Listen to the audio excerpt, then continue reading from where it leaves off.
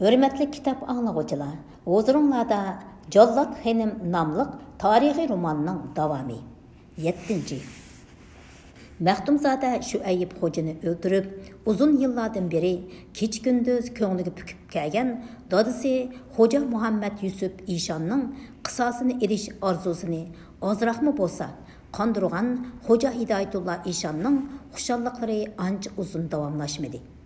Muhammed Emin Bahadır bilen Melike Möhterem Xanimның Xo'ja Hidayatullah İşanның nəzrini Üçtürpandan burvetiş maqsadida Qaraqash, Qoğalık, Payzivat, Seriqqol, Taşmiliq, İşqol qatarlıq yurtlarda plan boyunca ilib bağan, xuddi küz yağmurunun güldürmamısıdek kichik ko'lamdagi qo'zg'alanglar Hidayatullah İşanның xotirjamligini buzib, qattiq vasvasiga selib qo'ygan edi. Muşu qo'zg'alanglar sabablik Xo'ja Hidayatullah İşan bilan Erkani davlat Mirza İdris Bey o'tirsida xilla cho'ng fikr ixtilofi ko'rildi. Sülki saqiyachi qari musulmon murtatlar Şüayib Xo'janing intiqomini elish uchun saltanat bilan qarshilashyotdi, deydi Hidayatullah İşan. Yanglishdilar on hazratim, saqiyachi murtatlar büyük saltanatimiz bilan qarshilashishga zinhor petnamaz. Bularning hammasi Muhammed Emin Bahadır Xan boshchiligidagi Dahri Saidiya avlodlarining to'plamidir. U Dahri azg'unlardan ehtiyot qilmoq kerak, deydi Mirza İdris Bey o'z muloizasiga Abba Xo'jani ishontirishga tirishib. Hidayatullah İşan bo'lsa, yanala o'zining eshigini yo'rg'iltatdi. Kaltipamlik qilyotidilar taqsir. Dahri Sultan İsmailxon ulug' Mo'g'ul xon Xo'jamning dargohida turg'oq bo'lib turayotgandan beri Dahri Saidiya jamiyatidan bizning saltanatimizga tikilib qarashga petnalg'udek odam qolmadi. U Muhammad xon bo'lsa Üçtürpanның əmrlik nisivisiga shukr qilib, bizga ixlosmanlik bildirib xizmat qilmoqda. Shunga beshi yonjilgan yilondek qo'yonga beg'irlishini bilinmay turgan Saidiya avlodlaridan emas, eng ashaddiy ag'yorimiz soqiyachi murtatlardan ehtiyot qilganimiz afzal. Ul qari musulmon harlarning tuxumini quritmay turib, saltanatimizga bir kunmu aramchilik yo'qdir. Aytsilichu taqsir, lashkari divandan hamyon oqchilarni elib, jon beqiyotgan xufiylarimiz nemishqa hozirgacha Daniel Xo'ja degan to'nguzning kuchkini deraklayolmaydi. Lashkari divanning yaqindan beri xizmatlaridan zinhor rozi emasman. On hazratimga ma'lum bo'lg'ay, xufiylarimiz ul murtad Daniel Xo'jani taraflardan, yurtlardan deraklayotdi. Ammo aksi Şüayib Xo'janing o'limidan keyin ul Maxtumzoda xuddi mushkdan qo'rqib, iniga kirib olgan choshqandek faqatla didor ko'rsatmayotdi. Mirza İdris Beyning qarab turib, o'zini mushkka o'xshatishi Hidayatullah İşanning titan tomirga tegdi. Her qaçan özünü Veliyullah, Qutbul Ahtab, Sultanul Muhaqqiqin, Keşbu Karametçi, Sülki İşqiyanınla emas, bir bütün elinin pasibani, yol başçısı hisablap, başqalarga aql ögütüp, her bir eğiz sözleri üçün murid muxlislarının ağızdan, Pirimning emri, Xudoning emri degan dap-daplik so'zlarni anglab, künüp qolgan Hidayatullah İşan uchun Mirza İdris Beyning ha deganda o'z ko'z qarashlariga qarshi fikr yurgizishlaridan, aqldorlik qilib, soqol g'ayrishlashlardan qattiq bezor bo'lishga boshlagan edi. Nozuk tabiatlik, tipik qashqarliklarga xos mijoz xuluq yetildirgan Hidayatullah İşan shu topda qattiq ranjib qolgan edi. Katta saltanatning pasibani Sultanul Muhaqqiqin İşan xon Xo'ja bo'lib turg'liq, endi choshqan tutishdan o'zgacha yaramaydigan mushuk misoli bo'lib qoldikmi endi? Teşekkür Mirza İdris Bey, Sizlarni shunchavala e'tiborlab, saltantimdagi eng katta mansab arkoni davlatlik martabasini inom qilganimga tashakkur. Lashkari divanning amri kabirlik kursida o'tirg'izganimga tashakkur. Hayhat, arkoni davlat janoblari, dedi Hidoyatullo Eshon, xapliqini yo'shramay chiroyini perishtirib. Bizlar choshqan tutishqimi yaramaz mushuk bo'lsak, taqsir o'zri nima bo'lurlar? Kim bilan so'zishayotganliklarini bayqab so'zislar taqsir. Bir buzrukni yaramaz bir hayvonga o'xshatish shubhasiz kupurliqdir. Qattiq tavba qilmoqlik kerak. Hidoyatullo Eshonning asli muddaosini tushunmay, bir og'iz so'zga ushuqliq bilan eslib his qilgan Mirza Idris Begning og'zi damonliqqa gapga kelmadi. Eshon xon xo'janing g'azabiga uchrashdan ansirab, so'g'uq tarladi. Duduqlab turib, o'zini oqlashga kirishdi. Kechirgaylar, anna hazratim, sadoqatman muridlari zinhor undaq demoqchi emas, mutaayimni tushunmagan o'xshaylar. Bas, haddilaridan to'la oshmasunlar, dedi Hidoyatullo Eshon.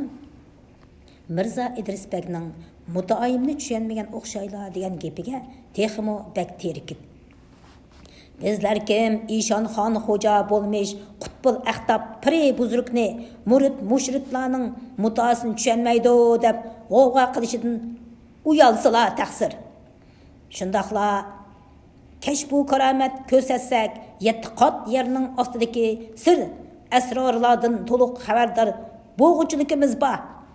Janoblari o'zlarining Saidiya ordusida uzun mazgil amr bo'lganliklarini pesh qilib, bizlar kim Eshon xon xo'jini saltanat ishlaridan bexabar chog'lab, qo'yma takabburlik qilyotdilar. Deganda bizning farmonimizdan qusur izlab, lashkari divan nomidan xohlagancha farmon tushiribdilar. Hidoyatullo Eshonning bu so'zlari Mirza Idris Begga tuhmat bo'lib tuyuldi. Yo'qsa qiblagohimdan beso'roq farmon tushirganimiz yo'q. Hidoyatullo Eshon Mirza Idris Begga nashtardak tikildi. Yolg'onchilik og'ir gunohdir.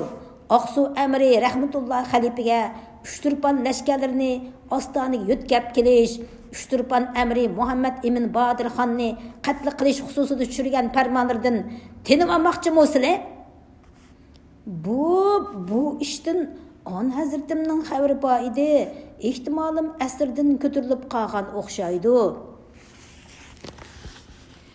Muhammad Emin Bodir xonning aqli ko'ztishi bilan Mirza Muhammad Shoh rahmatulloh xalifini Uchturpan lashkarlarini ostoniga yo'tkab ketmaslik, saltanatning muqimligi uchun Uchturpanda lashkar turg'izishning to'liq zarurligi, Muhammad Emin Bodir xonni o'ldirishning hech qanday zaruriyatining yo'qligi xususida Xo'ja Hidoyatullo Eshonga ma'lumot yo'llatqizgan edi.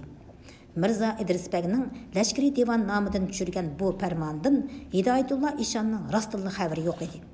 Ma'lumotni ko'rib, Mirza Idris Begning maqsadini tushunmagan Eshonning ko'ngliga shak tushgan edi. Shundaqdimi ko'ngildikini bilindirmay Mirza Idris Begni ostidan taqib qilishga boshlagan edi. Eshon o'rtada Mirza Idris Begla emas, har qanday bir amir sarkardisining inovat tepib o'zidan ishib ketishidan qattiq vayim yeydi. Deganda soqol tarab, aqldorlik qilib ketayotgan Mirza Idris Begning so'z harakatlaridan bezor bo'lib turgan Hidoyatullo Eshonning sabr qachisi bugun bir dilla tashqan edi. Shunga hozir u ko'ngildagi gumonlarini biroqli oshkor dedi. Aytsizlar, ul farmonni tushirishdagi muddaolari zodi nima? Arkoni davlat janoblari. Hidoyatullo Eshonning so'zlaridagi oshkora taaddini tushungan Mirza Idris Begning tili gapga kelmadi. Vujudini qora ter besib o'zini taksiz bir hanğa tushib ketib qolgandek sezdi. Bu muhtaram ona hazratim, bu Hidoyatullo Eshon g'azab bilan qo'l silkidi. Bas! Pir buzrug'idan sir yo'shirmoqlik, xon xo'jasidan saltanat ishlarini xufiyan tutmoqlik ig'ir gunohdir. Amri kabir janoblari. Hozircha qaytsunlar. Başqa күні мұлақатты болғаймыз. Hidayatullah İşan şundaq dedi-də, ölüm vəhimisiga çöküp lağıldap turğan Mirza İdris Bəkə mənsitməslik nəziri bilən şundaqlı qarab qoyub saraydan çıxıb getdi. Hidayatullah İşanның gumanxor, içtar, qari көңіл, özdən başqa heç kimni oylamaydigan təbiiti qol astidagi birər adamini ishonchsiz deb qaragan hamon ichini qurtdek g'ojilab, ko'zdan yo'qotmoqcha ko'nglini aram topqizmaydi. Shu topda uning Mirza İdris Bəkka bo'lgan ishonchisida ozroqla tavrinish bo'lib edi. Kallisi hari kirmagandek, qapaqdek o'ng'ildab, ko'ngil aromi butunlay buzilib ketdi. Vujudida tog'dek dövülüp ketken mikir tedbirini derhal işqi saldı. Şu iş bulup hafta ötkende Hidayatullah İşan Leşkeri Divandaki Mirza İdris Bəkning yaqini deb guman qilgan 7 nafar Sipah Bəkni Mirza İdris Bək bilan birlikda Makkaga haj qilib kelishga yorliq tushirib ko'zdan yo'qotdi.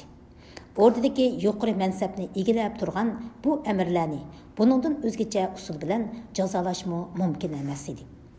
Sultan İsmail Xanға satqulluq qilib, Xoja Hidayatullah İşanның Saidiya xonligini og'dirib tashlashi uchun nurg'un töhfalarni ko'rsatgan Mirza İdris Bək oxirgi hisobda kollisidan ayrilib qammog'iga xo'sh bo'lib, hasrat nadomat ichida ostandan ayrildi va ikkinchilab Saidiya tasarrufiga dassimaslikka qasamyod qildi. Mirza İdris Bəkni Məkkəyə palab, ko'ngli amin tapqan Abbaq Xoja bo'lsa, barliq zehnini Maxtumzoda Xoja Daniyal İşanni tutishqa va sulki isoqiyachilarni qattiq taqib qilib jazolashga qaratdi. Uchturpandagi Muhammad Emin Bodirxonni bo'lsa, xiyoliga keltiribmi qo'ymadi.